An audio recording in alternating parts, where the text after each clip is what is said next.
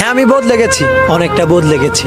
যতটা বদলে গেলে পুরনো স্মৃতিগুলো ভুলে থাকা যায়, ঠিক ততটাই বদলে গেছি। আমি বদলে গেছি এই কথাটা বলা সম্পূর্ণই ভুল হবে, কারণ আমি স্বেচ্ছায় বদলাইনি, আমি বদলে যেতে বাধ্য হয়েছি। হ্যাঁ, আমি বদলে যেতে বাধ্য হয়েছি প্রিয় মানুষগুলোর অনাদর আর অবহেলায়।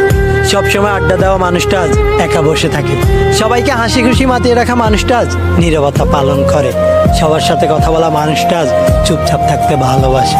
যার জন্য এখন আমাকে প্রতিনিয়ত শুনতে হয় আমি নাকি বদলে গেছি। হ্যাঁ, আমি বদলে গেছি, কিন্তু আফসোস যে এই মানুষগুলোর জন্য আজ আমি বদলে গেছি, সেই মানুষগুলোই আজ আমি বদলে যাওয়ার কারণে আমাকে বলে আমি নাকি স্বার্থপর আর অহংকারী। সত্যি তো এটাই, বদলে যাওয়াটা সবার চোখে পড়ে, কিন্তু বদলে যাওয়ার কারণটা কেউ জানতে চায় না। বন্ধুদের শত অপমান মুখ বুঝে সহ্য করে নিতাম, কারণ আমি বন্ধুত্বটাকে অনেক বেশি ভালোবাসতাম।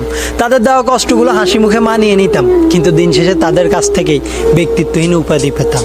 ভালোবাসার মানুষটি ইগনোর করার পরেও বিহারের মতো বারবার তার কাছেই ভালোবাসা চাইতাম, কিন্তু বিনিময়ে শুধুই অবহেলা পেতাম। আর এত কিছুর ব্রেনে সবাইকে ভালো রাখতে গিয়ে নিজের ভালো থাকাটাই হারিয়ে যায়। আর যখনই নিজেকে ভালো রাখতে বদলে গেলাম, ঠিক তখনই সবার কাছ থেকে স্বার্থপর আর বেইমান উপাধি পেলাম। যদি নিজেকে ভালো রাখতে বদলে গেলে স্বার্থপর আর বেইমান হতে হয়, তাহলে হ্যাঁ, আমি স্বার্থপর আর বেইমান। সত্যি আমি অনেকটা বদলে গেছি, নিজেকে ভালো রাখতে আমি অনেকটাই বদলে গেছি। আমাকে আমার মতো থাকতে দাও, আমি নিজেকে নিজের মতো